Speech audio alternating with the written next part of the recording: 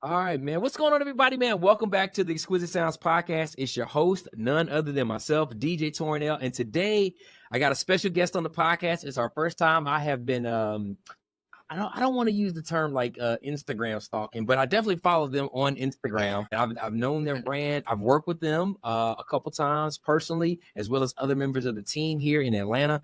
And I'm really honored to have Ms. Hannah Kelly on here today from it's actually Stunning and Brilliant Events, but on your screen you might just see S&B, but it's actually Stunning and Brilliant Events. So everybody, if you will, let's welcome to the podcast with a big round of applause and some excitement. How you doing today? I'm great. How are you? I can't complain. It's we're recording on the Tuesday. The sun's out, and I'm a couple days from taking the kids to Disney. You know what I mean? I got no complaints. Yeah. I don't know if you know this about me, but I'm a big Disney girly. So if you need any tips, I got you. I go to Disney. Gotcha. They'll be coming your way. Now, Hannah, listen. I know we were talking a little bit before the show actually got started, and you were sharing some little bit of info. And actually, Hannah and I and Nate from our team actually had a chance to work on a wedding recently here in Atlanta. It was really great. It was a multiple day event, and that's what we're going to talk about today. I'm going to go back to what we were talking about before the show even started. And we were actually talking about that you've got a background in social work. Is that right? I do. Yeah. So I have a BSW, Bachelor's in Social Work. I went to the University of South Carolina. That was not what I went to school for at all. Well, I went to the University of South Carolina, got my bachelor's in social work, and worked in like early intervention for a long time, or not for a long time. I worked in early intervention for a while. I really specialized in children with like autism and learning disabilities and varying abilities and things like that. Loved it. But I also interned with a wedding planner in college because I was very much on the fence of like social work and hospitality. Like I really didn't know what direction I wanted to go in. So I graduated, did work in the social work field for a while. I loved it. But a part of me, like, I don't know what it was. I woke up one day and like, this isn't my forever. And I got the opportunity to, move on. But I was enrolled to get my master's in social work. I really wanted to work with children in the school system. That was like really where my love was. And I was going to go to Tennessee. So I was really making my rounds at the SEC. You were making your rounds from the SEC for sure. Yeah. So, and then I enrolled in that and got started in this. So here we are. Okay. And so how long have you been in this? So owning Atlanta now, I just celebrated 2 years last month back. So all right. About a month ago, I celebrated 2 years. Okay. Yeah, so that's been fun. But yeah, thank you. But before that, I worked with other wedding planners for years. So okay. I've been in this industry now for like 6 years or so. Okay. All right. Well, hey, listen, we're glad to have you. For me, a lot of people obviously know like this is kind of like my second career as well, right? So I kind of came from the tech space over to DJ and entertainment. And yeah, man. So hey, welcome. We're glad to have you. I'm all about different backgrounds. All right, so Hannah, you were telling us earlier that you are part of a much bigger organization that is Stunning and Brilliant, right? Yeah, that's correct. Sarah McCall, our CEO, started it all up in Myrtle Beach, South Carolina. She had girls that were working under her, and she was able to move it, to Charlotte and Charleston, and now we're in all kinds of locations. We just launched New York City recently, Vail, Colorado, all kinds of places. Yeah, we're a little all over now. So, but I had the joy of purchasing the Atlanta branch 2 years ago now. So yes, we do work under the Stunning and Brilliant name. However, I still own my business. I still own Atlanta. It's still mine. I still have girls that work under me. Nice. But we still are very, very, I still very much am functional with the main brand. Like we do yearly trainings that we all fly to Myrtle Beach for, and we all hang out. And we're all very close. So it's a lot of fun. It's fun. That's awesome. That's good to have the support system too. That's key. Now, so speaking of support system, right? Here's what we were actually talking about and coming together today for, right? So like I mentioned earlier, we actually just did a multi-day wedding here in Atlanta. I won't name any names because I don't know if they want to be named.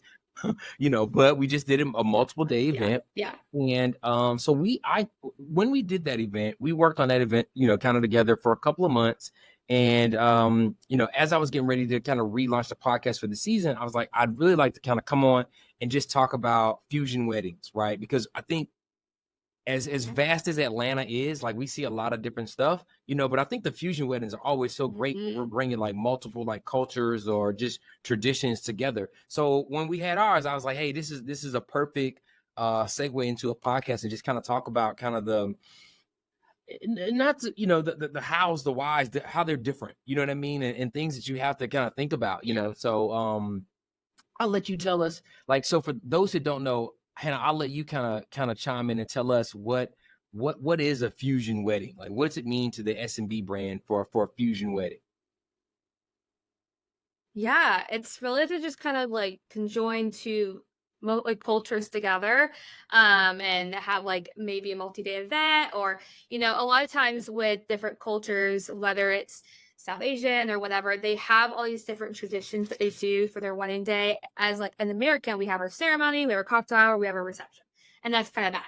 But for a lot of other cultures, it's a lot of other things, like tea ceremonies or sangeets or whatever it might be. And so we're kind of fusing all of that together into one large event that oversees all the cultures for the couple. Yeah. With so for you all, here's a great question. So when you all take on a fusion event or it's like multi-date, do you generally find that you take on all of the events, or do you just take on one or two components of the event as a whole? All of it. All of it. I think it's easier that, yeah, I think it's easier that way. Just to make sure I feel like I'm understanding every component of it. It's hard as a planner to kind of toe dip into little things, and it kind of gets broken up. Does that make sense? So I do try to be a part of all of it. Recently I did a wedding back in April where she was Vietnamese, he was Jewish. Okay. And so the morning before, we had the traditional Vietnamese tea ceremony, all of that kind of good stuff. And then that following day, we had a traditional, Jewish ceremony and all that kind of good stuff. So, but I think for me as a planner, one of the biggest things is, I think one of the bigger, I don't know if this would be one of your questions, but one of the bigger challenges of it is making sure that each partner in that relationship feels that what their culture is important. So I find that, especially if you are American marrying into a different culture, sometimes I feel like the Americans, wedding kind of gets placed in the back burner or, whatever. And so it's all important. And so just try to, understand that and make sure each partner in the relationship knows that what they're bringing to the wedding event is important. Yeah, no, I think that's a great point. I think that's whenever we tackle them and we get into them from like the music aspect, that's one of the biggest things that we ask is like, well, hey, we know we're kind of bringing everybody together here, but again, what's important to you? What's important to you over here? And then how do we need to incorporate that? Because I have a running saying kind of with our team of like, hey, one of those groups is gonna want to kind of subconsciously kind of like dominate, you know what I mean? Like they're gonna want to say like, hey, do you have more Bollywood music, or do you have more like K-pop, or do you have more like Nigerian music? Like whatever that other group is, they're always gonna want to hear their music, even if you're playing it, so it's like you're trying to find the balance in our act, or that perfect harmony between both cultures, and then just kind of like, hey, we're getting married here in the States. So you still want stuff that like, people that you went to school with, or, you work with, or, that other people can relate to, as well. So, that's definitely, that's always the trick to it. That's definitely always the trick. Now, so here's a question. So you said that you all generally kind of take on like the whole event, right? So if couple comes to you, what's the, like, help me to understand how you would navigate that couple when they come to you. Hey, listen, we're from here, we're from there. Our family's this, our family's that. How do you navigate them through the process? Like how do you kind of call some of that stuff out and kind of make to kind of get everybody feeling like cohesive and moving in the same direction?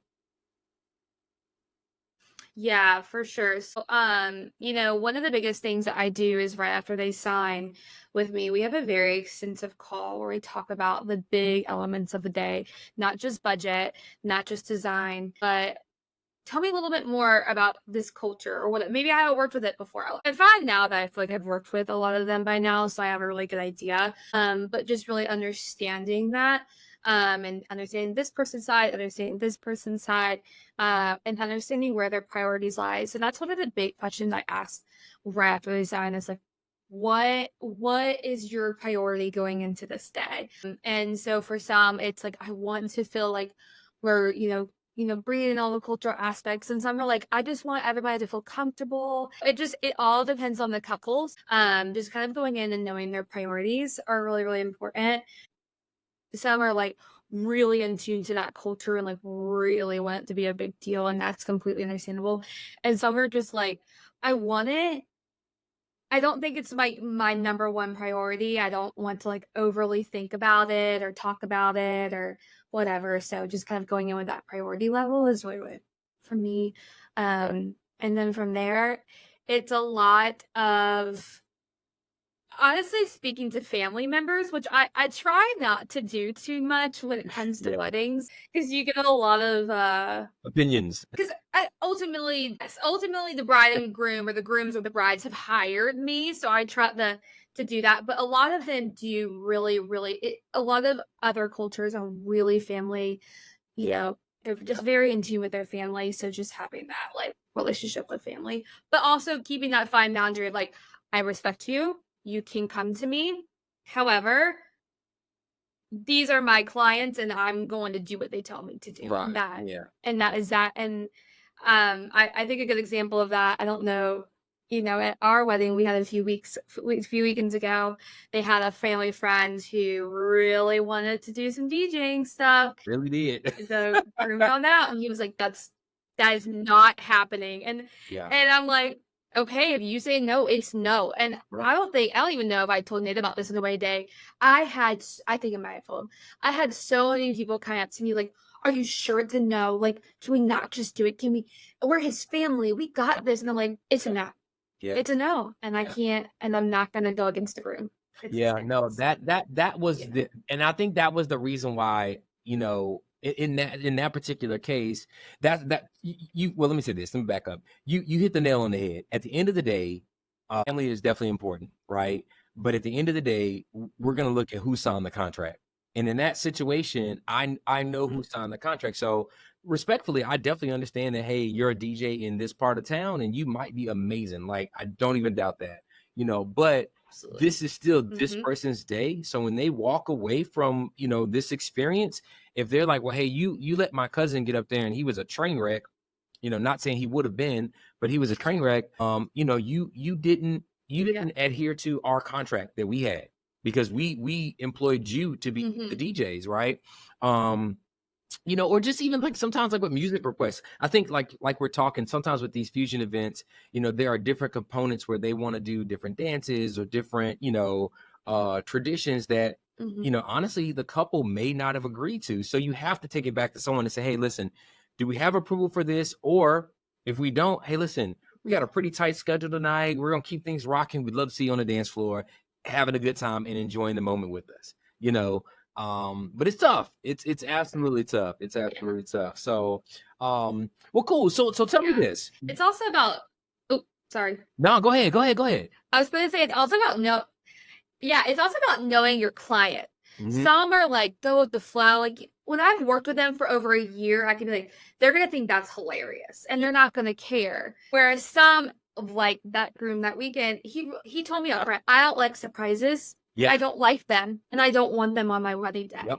So knowing that, I was like, I don't know if we can do this. I think it would really upset him. Yeah. So it's really understanding your so, client too. So yeah, no, I totally get it. So that's why, like, hey, I think you're awesome, man. But like, I just don't think we're gonna be able to do. I don't think we're gonna be able to, we're gonna be able to do this. So tell me this, right? You've done a lot of fusion weddings in your day. When it comes to obviously I think you hit some great points when it comes to planning. It's like, hey, kind of getting all those details. What would be like your 5 tips or maybe 5 things you would say to that couple that's having a fusion wedding for them to not necessarily like look out for, but to consider as they're planning the day? Like what would be the things you might, like, just a couple things you might kind of toss at them to, hey, think about this or think about that. What might those be for you all? That's a really good question. I like to ask a good question every now and then, Hannah. Yeah, also, I mean, it really depends on what we're fusing together. I do think I want to say, like, in my experience at this rate, I would really go in and tell my clients that we need to go into each event equally. And remembering that as we're planning that. I have had some upset clients in the past where they've come to me and feel like by the time the wedding, like the Americanized wedding rolls around, like this doesn't even feel important anymore. Like, do Yeah, people even care? And it's like, absolutely people care. I care, right. and so, and that makes me sad, so it's just remembering that all of it's important, having those conversations up front and having those expectations up front with each other and saying, like, this is what's important to me. This is what's important to me. How can we go in at this together and equally? Because it's all Yeah, so yeah, like you said, some are a little bit more dominant than others, and that's okay, especially when you feel like there's so much that goes into it and maybe that partner they just don't get it. Like, it's like, you just don't get it. I've been doing this my whole life, and and it's like, but all important. yeah. It's Right. all important, so Yeah. Point. yeah, that would be, yeah. Yeah. So not that I try to play a counselor too much, Yeah. but a part of wedding planning, I definitely think, is counseling a little bit. So A little bit. A little bit. I'm yeah. sure. I'm sure. You guys spend a lot of time with these couples. You spend a lot of time with them. Just getting them over the altar. You know what I mean? So I get it. I think for us, right, one of our big things is always music, right? Like, we're always like, hey, listen, let's, Yeah. you know, how much of it is it traditional music, if any, right? I've had some fusion weddings where, like, honestly, they didn't want any traditional music. Like, they may have done traditional garb, change clothes, all that, but like they didn't want any traditional music. Like, I've had several like that, to be honest with you. But then I've had others that were like, hey, we've got to have this segment for for my mom or my aunts or my uncles or that sort of deal. So for me, it's always, hey, let's figure out the music balance. That's, I know that sounds kind of like, yeah, you guys are DJs, right? But like, I don't think some people really take that into consideration. But it really is trying to understand, just, hey, like, what are the big moments? I mean, like, you mentioned this earlier about that you had one that was a Jewish wedding, right? And I've had a couple of those too, where it was still fusion, but one party might have been Jewish, and it's still like, hey, well, are we doing Hava Nagila? You know what I mean? And like, it's Yeah. it's Yeah. different things you have to like consider. So yeah, so that's always like the music. Now here's what I want to kind of end with, right? Because we've both done a few fusion weddings at this point, right? When it comes to like decor, I don't want to use the term ambiance, but let's just go decor, right?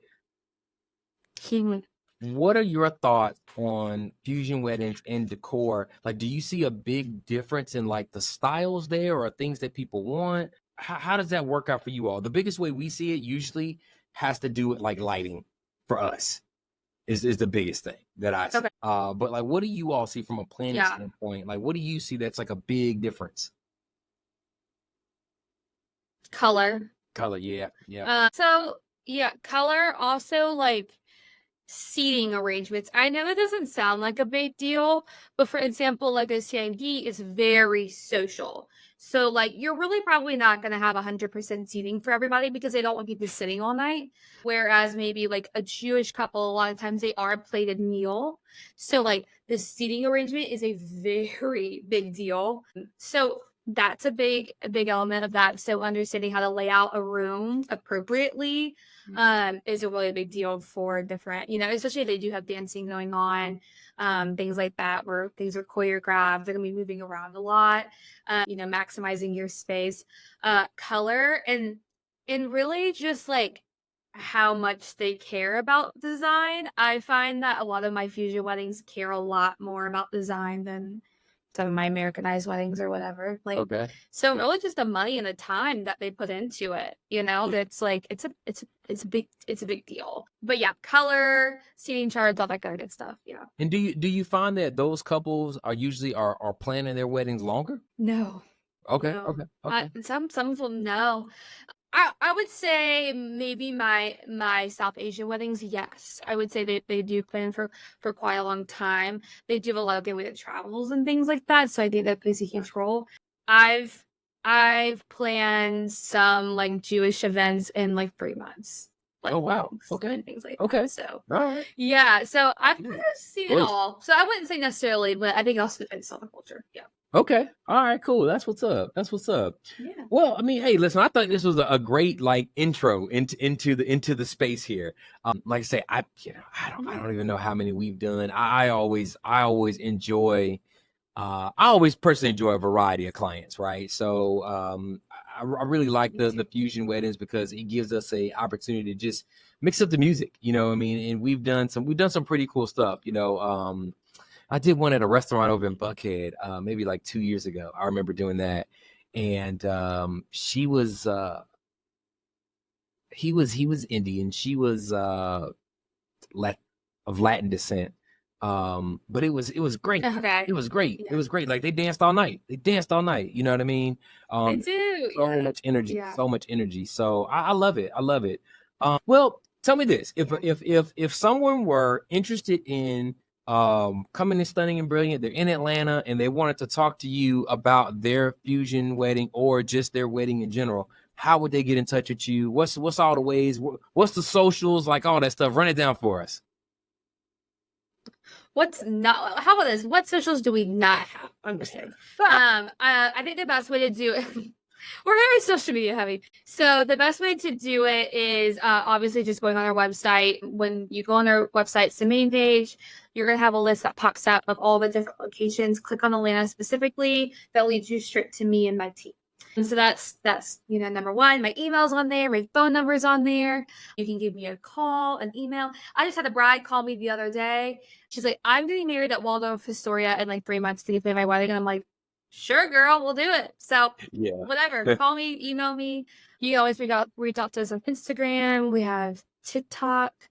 We got a podcast, and you name it, we're there. So, but I think email would definitely be best. So. All right. Now, really quick, if somebody were to go to your social, because I had this happen with a client the other day, if they were to go to your social, is social taking them specifically to Atlanta Stunning and Brilliant, or is it taking them to like the higher up Stunning and Brilliant? Or is it even broken down like that? It's really not broken down like that. We do have a social media manager. Her name is Peyton. I'm going to give her a shout out because she does a lot of hard work. But all of us have access to it. So and we all, to keep it fair to everybody, we all have days where we're like, so-and-so is kind of in charge of like overseeing the messages and stuff like that so things don't get missed. Because we do have so many locations, we get a lot of messages and things like that. So my days, Saturdays, which is really inconvenient considering the fact that consider your weddings. Yeah, but so no, I honestly I see messages every day. I see them pop up. So I'm personally keeping an eye on it. All the other girls are too. If something pops up, they'll screenshot it to their group chat, like, hey, who is this? And I'm like, this Exquisite Sounds, it's me. I got it. Kind of thing. So I do see it, but we do have a social media manager that helps organize as well. Okay. All right. Well, shouts out to Peyton then. Yeah. You know what I mean? She's knocking. Yeah. She's killing it out there. She's killing it. That's what's up. All right. She is. Well, listen, Hannah, man, it was great having you on talking about this topic. Like I said, I think it was a great start, you know what I'm saying, to the conversation. If anybody's got any questions about, their upcoming ceremony, and it includes some of these elements, or you're thinking of incorporating these elements, I would definitely say Hannah's a great option, here in town to reach out to. And of course, you guys always can reach out to Exquisite Sounds. We cover all the bases. Shameless. You do. Shameless. Yeah. We're trying. It's fun. I was talking to a client about you the other day. I think I have a Nigerian event coming up next year, and she's American. He's Nigerian. And they're like, do you feel like your DJs can do a lot of like different? I'm like, they can do literally anything. A lot of people stress about that. Do you think DJs can mix that up? And I'm like, yeah, like I don't worry about that at all. So you got the right one. You got the right one. Yeah, you got the right ones. But yeah, we do it all. We do it all. Yeah, right. we do it all. So please, come to us. We love to help you plan. Good stuff. Good stuff. All right. Thank you so much for having me today. Hey, listen, I appreciate it. I'm looking forward to us jumping over on the Stunning and Brilliant platform at some point. So let us know how we can help over there, and we'll set something up. I have to think of a good topic. But yeah, you're welcome to listen to our podcast. This Takes to Kate talks all about the background of what us wedding planners see on the back end, which I think we could probably, us vendors, could write a book about, because we see some. Yeah. We see some stuff. So. Yeah, there's some stories out there. All right, cool. Well, listen, Hannah, again, great. Thank you for being on. We appreciate it. And we're going to land this plane. Again, everybody, I'm Toryn, Exquisite Sounds Entertainment with the Exquisite Sounds Podcast. And, of course, again, thank you so much, Hannah. I appreciate you being here with us and being a guest on the show. So we will tap in with you later. And thank you so much. Peace, y'all.